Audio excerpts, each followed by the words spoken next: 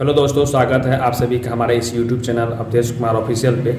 आज के वीडियो में हम जानेंगे कि जो मेरा ग्रुप डी से लेकर के पंचायत सचिव तक का सफ़र है, ये 2014 का ये बहाली था और 2022 में कंप्लीट हुआ। तो उसके बारे में मैं डिटेल से चर्चा करूँगा।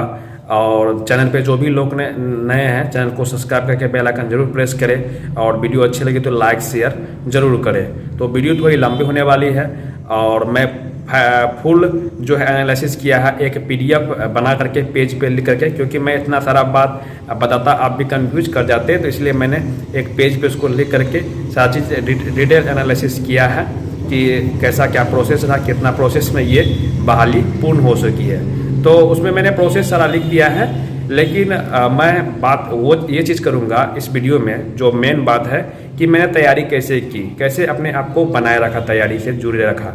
तो मैंने जब 2019 में रेलवे ग्रुप डी ज्वाइन किया था, उसमें मैंने 2018 में पीटी दे रखा था बीएसएससी के, और जो एनटीपीसी के एग्ज़ाम है मैंने उसका फॉर्म भर रखा था, पीटी नहीं हुई थी। तो मेरे पास दो रास्ते थे, एक मैं मेंस के पीटी का रिजल्ट का इंतज़ार कर रहा था और दूसरा मैं जो है एनटीपीसी का पीटी का तैयारी कर रहा था। स्टार्टिंग में हम लोगों ने जब ट्रैकमैन ज्वाइन किया तो काम थोड़ी हार्ड होने के कारण सब लोगों ने जोर शोर से पढ़ना शुरू किया कि ताकि यहाँ से निकलने का कोई उपाय लग सके। सबके सामने अलग अलग लक्ष्य थे, मेरे सामने दो लक्ष्य थे, एक एनटीपीसी थे और दूसरा मेरा जो बीएसएससी था। तो मैंने उस पर काम करना शुरू किया। हालांकि मैं एनटीपीसी की तैयारी स्टार्ट कर रखा था और जो है बीएसएससी का रिजल्ट जो है फरवरी 2020 में जब आया तो फिर मैंने बीएसएससी पे ज़्यादा फोकस किया। तो मतलब तैयारी दोनों का लगभग सिलेबस भी समान ही है, उसमें भी मैथ, रीजनिंग, जीके, जीएस है, करंट अफेयर्स है, इसमें भी ये था। इसमें टोटल 150 के प्रश्न थे, तो उसमें 100 के प्रश्न थे। तो मैंने उसमें एनटीपीसी का सेट लगाया करता था और मेंस का भी सेट मैंने लगाया करता था और मैंने अपने तैयारी को जारी रखा। और सबसे बड़ा चीज़ मेरा जो तैयारी करने में योगदान रहा वो मेरा कंसिस्टेंसी। मैं कभी तैयारी को छोड़ा नहीं, कभी भी तैयारी को नहीं छोड़ा। मैंने हमेशा जो है अपने तैयारी के बारे में सोचा और अपने कंटिन्यूटी जो रेगुलरिटी जो होता है उसको मैं बनाए रखा। इस कारण से मैं आज यहाँ पे देख रहे हैं कि मैं पंचायत सचिव ज्वाइन कर लिया हूँ। तो यही मैं सबको सलाह दूंगा कि चाहे अभी जो ग्रुप डी में ज्वाइन कर रहे हैं या जो ग्रुप डी में जाने वाले हैं, और ग्रुप डी पोस्ट तो कोई बड़ा जॉब नहीं है। जिसकी एज लास्ट है उसके लिए तो बहुत बड़ा ही है, लेकिन एक प्राइमरी जॉब अच्छी है कि आपको वहाँ से बेस मिल जाएगा, फाइनेंशियल सपोर्ट मिल जाएगा कि आप आगे अच्छा कुछ कर सके, अच्छा तैयारी कर सके। लेकिन ट्रैकमैन में जो होते हैं वो तैयारी को कंटिन्यू रखते हैं, क्योंकि ट्रैकमैन थोड़ा हार्ड वर्किंग जॉब है। तो हमेशा कोशिश लोग करते रहते हैं कि कहीं ना कहीं निकल जाए, और निकलते भी हैं। और जो है निकलना भी चाहिए, क्योंकि बहुत टफ जॉब है। सारा ज़िंदगी ये जॉब किया नहीं जा सकता। हालांकि जिसके नहीं होंगे अंतिम में तो वो करेंगे ही। तो यही लेके आप लोग को हिम्मत नहीं हारना चाहिए। जो जॉब में आ रहे हैं या जो जॉब में ऑलरेडी पहले से हैं, आपके सामने कुछ ना कुछ ज़रूर लक्ष्य है।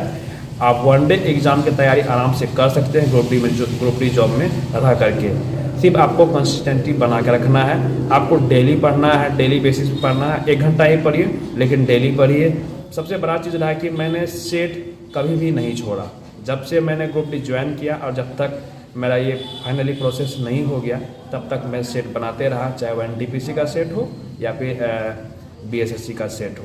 तो इससे मेरा बहुत सुधार हुआ। डेली बेसिस पे करंट अफेयर्स देखता रहा और लुसेंट वगैरह भी पढ़ता रहा। तो फाइनली जो है ज्वाइन हम कर लिए हैं। और आइए देखते हैं पीडीएफ में सारा बात, मैं सारा चीज़ को डिस्कस किया। तो हम इस पीडीएफ में देखेंगे कि 2014 से लेकर 22 तक का सफ़र कैसा रहा, कितना प्रोसेस में कैसे कैसे क्या प्रोसेस हुआ, आखिर ये 8 साल कैसे बीत गई। तो इसके बारे में हम ऐसे आपको एक बार लिख के बता रहे हैं, इसलिए ताकि आप बढ़िया से समझ सकें कि इस वैकेंसी में क्या क्या परेशानी हुई थी। तो आप क्योंकि सेकेंड इंटर लेवल भी आने वाले हैं, तो खैर ऐसा नहीं होगा, इसमें कुछ रीज़न हो गए थे। तो ये हम स्टार्ट करते हैं। आप देख पा रहे होंगे यहाँ से बीएसएससी 2014 से 22 का सफ़र जो है, पहला चीज़ जो आपका एडवर्टीजमेंट निकला था 06/06/114 2014 में निकला था ये। इसके बाद जो है आप देखे होंगे रीओपन एडवर्टीजमेंट, यहाँ पे लिख रहा है आपका रीओपन 2016 में हुआ था। ये इसके लिए हुआ था जिसका कि एज में प्रॉब्लम था। एज में प्रॉब्लम मतलब क्या कि एज में छूट मिली थी उन लोगों को भी तो उसके लिए कुछ ऐसा इशू था, क्योंकि बिहार में जब मैक्सिमम टाइम के बाद वैकेंसी निकलता है तो जो मतलब उसमें एज में कुछ छूट मिलता है, तो 14 से नहीं काउंट करके उसको पीछे से काउंट किया जाता है। तो ऐसा ही कुछ इसमें केस किया गया था, उस केस में ये वैकेंसी दोबारा से फिर से ओपन हुआ था। फिर आइए हम देखते हैं कि पीटी एग्ज़ाम कब हुआ था। तो पीटी एग्ज़ाम 2017 में हुआ था और ये 4 फेज में हुआ था 2017 में। इसके बाद 4 फेज में होने के बाद जो है ये पहला फेज में एग्ज़ाम पेपर लीक हुआ था, लेकिन उतना पता नहीं चला था। लेकिन सेकेंड फेज में होने के बाद जो है ये पूरा लीक हो गया था और एग्ज़ाम से पहले ही क्वेश्चन आउट थे, व्हाट्सएप पे वायरल थे। तो इस कारण से इसमें जो है बहुत हंगामा होने के बाद फाइनली इसको जो है कैंसिल किया गया था और सेकेंड फेज में ही हम भी एग्ज़ाम दिए थे। सेकेंड फेज में एग्ज़ाम देने के बाद जब मैं वापस लौट रहा था तो पता चला कि ट्रेन में ही पता चला कि एग्ज़ाम कैंसिल हो गया है। ठीक है, इसके बाद फिर जब हम सेकेंड दोबारा पीटी जब हुआ तो आपका हुआ 2018 में दिसंबर में हुआ था। तो वो 6 सीटिंग में हुई थी, 6 शिफ्ट में हुई थी, 3 डेट में हुई थी, 8, 9, 10। इसलिए मैं यहाँ पे 3 फेज लिख दिया हूँ। 3 दिन एग्ज़ाम हुए थे, 8, 9, 10 दिसंबर को। तो ये पूरे फेयर एग्ज़ाम हुए थे। कहीं कहीं अगर छिटपुट मामले को अगर छोड़ दिया जाए तो पूरे फेयर तरीके से एग्ज़ाम इन्होंने करवाए थे, इसमें कोई दिक्कत नहीं थी। लेकिन फर्स्ट वाले एग्ज़ाम का जो उसमें से सचिव अध्यक्ष भी पकड़ाए थे जो 2017 में, ये आप देख पा रहे हैं। तो ये मैटर चल ही रहा था क्योंकि उन लोगों को जेल हो चुका था और सारा डाटा हम लोगों का उनके पास था, क्योंकि लैपटॉप को सील कर दिया गया था। तो वो मैटर चल ही रहा था, लेकिन बहुत प्रेशर बनने के बाद जो है 2018 में इसका पीटी करवाया गया था। तो तब तक में हम जो ग्रुप डी रेलवे जो है हम ज्वाइन कर लिए थे। इधर लिखा हुआ आई ज्वाइन रेलवे इन नवंबर 2019। ठीक है, 2019 में ज्वाइन करने के बाद हम एज ए ट्रैकमैन ज्वाइन किए थे। तो वहाँ से निकलना बहुत मुश्किल था और फिर जो है एनटीपीसी का भी फॉर्म डाले हुए थे, तो एनटीपीसी का भी प्रिपरेशन कर रहे थे। साथ साथ इसकी रिजल्ट की भी थोड़ा सा आशा थी क्योंकि एग्ज़ाम ठीक ठाक गया था और रिजल्ट के लिए इंतज़ार कर रहे थे। तो फाइनली जो है रिजल्ट ऑफ पीटी एग्ज़ाम आप यहाँ देख पा रहे होंगे।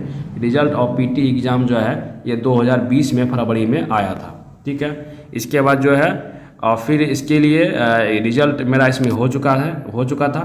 इसके बाद फिर मेंस का जो है एडवर्टीजमेंट निकला। ये मेंस एडवर्टीजमेंट ओपन 2020 फरवरी से जुलाई, कारण 1 महीना का ही टाइम दिया गया था। लेकिन उस बीच में जो है कोविड पैंडेमिक होने के कारण इसके डेट को बार बार एक्सटेंड करवाया गया। तो जुलाई के आसपास में इसका जो है ये ख़त्म हो चुका था कोविड का प्रभाव। तो फिर जाकर के मेंस एग्ज़ाम जो है आपके कब हुए हैं आप देख पा रहे हैं। मेंस एग्ज़ाम में भी बहुत सारी परेशानी हुई थी क्योंकि इसमें 3 बार डेट को चेंज किया गया था। कारण था कि बार बार जो बिहार एसआई का एग्ज़ाम है उसको ये मैच कर जा रहा था। तो फिर मेंस एग्ज़ाम जाके फाइनली जो है 25 दिसंबर 2020 में हुई। मेंस एग्ज़ाम जो है आप देख पा रहे हैं 25 दिसंबर 2020 में हुई। इसके बाद रिजल्ट ऑफ मेंस एग्ज़ाम जो है ये फरवरी 2021 में इन्होंने रिजल्ट जो है बहुत जल्दी प्रकाशित कर दिया गया। तो फिर पीटी रिजल्ट होने के बाद फिर PT test, skill test, steno test, PhD test. PT मतलब इसमें कुछ पोस्ट फिजिकल वाले थे तो उसके लिए पीटी करवाया गया था और कुछ पोस्ट जो है 1 वाले से संबंधित थे उसमें भी जो शारीरिक जांच उसमें भी करवाया गया था। तो यही पीटी और पीएचडी। इसके बाद जो है ये जून जुलाई 2021 में इसको करवाया गया था। 1 महीना में ही सारा ये करवा लिया गया था। इसके बाद जो है फिर एक नया मोड़ आता है क्या इस वैकेंसी में कि जब अब की काउंसलिंग का हम लोग जब वेट कर रहे थे कि काउंसलिंग का रिजल्ट आए तो उस समय क्या हो चुका है कि फिर से गवर्नमेंट फिर जो आयोग है वो आयोग क्या एक नोटिस निकालती है कि अगेन पीटी रिजल्ट दिया गया अगस्त 2021 में और भी 1200 कुछ कैंडिडेट का यहाँ पे दिया गया था।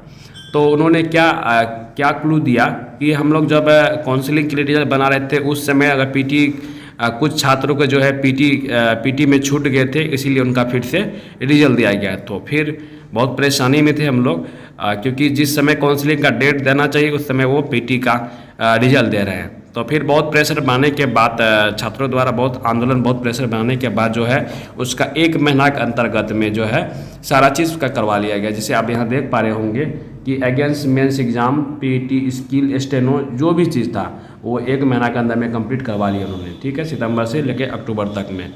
फिर काउंसलिंग के लिए काउंसलिंग के लिए फिर हम लोग बहुत सारा आंदोलन किए, बहुत सारा ट्विटर कैंपेन, बहुत सारा चीज़ करने के बाद फाइनली जो है काउंसलिंग डेट जो है निकाला गया 14,410 छात्रों का।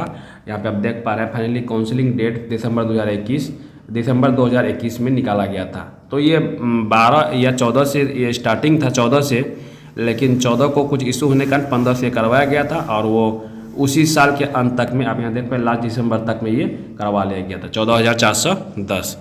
तो फिर यहाँ पे एक मुद्दा और आया कि ये पुरानी वैकेंसी थी, ये सब जान रहे हैं 14 की वैकेंसी है, लेकिन इसमें मैटर कर दिया गया कि जो एनसीएल मांगा गया था वो 2014 से पहले का मांगा गया था और इसमें जो आयोग है बहुत सख्त थी और वो अड़ गए थे इस बात से कि नहीं हम लेंगे तो ओल्ड ही लेंगे, पुराना नहीं, नया नहीं लेंगे। तो इसीलिए आप ये लिखा हुआ new NCL matter approx 4 month delay due to high court case.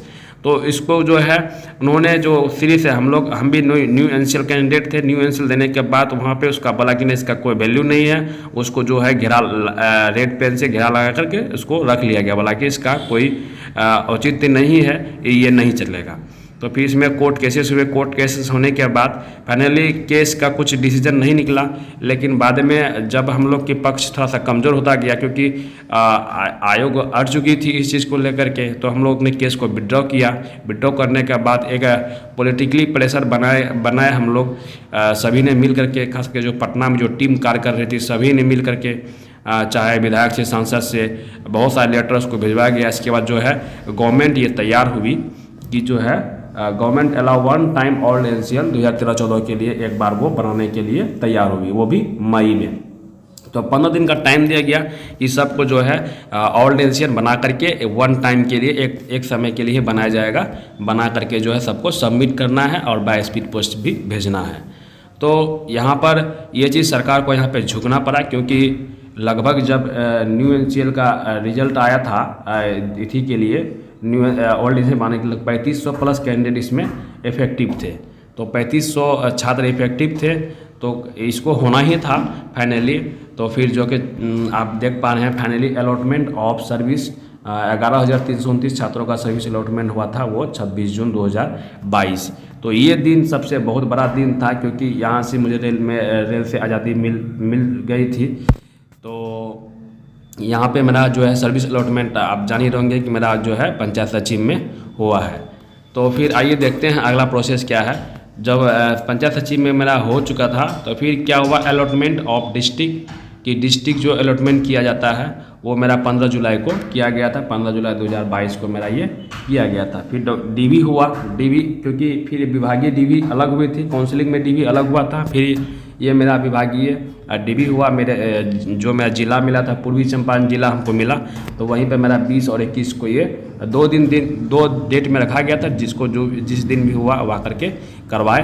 तो इसको करवाने के बाद जो है फिर एक हम लोग को नोटिस दिया गया कि आप लोग का ज्वाइनिंग लेटर जो है डिस्ट्रीब्यूट किया जाएगा हैंड टू हैंड। तो वो डेट था 28 जुलाई 2022 को। फिर हम लोग ने जो भी जॉब वाले थे वहाँ पे निर्देश दे दिए गए थे कि जो भी जॉब कर रहे हैं तो वो एक्सटेंशन ले सकते हैं। तो फिर मैंने 1 मंथ का वहाँ एक्सटेंशन लगाया।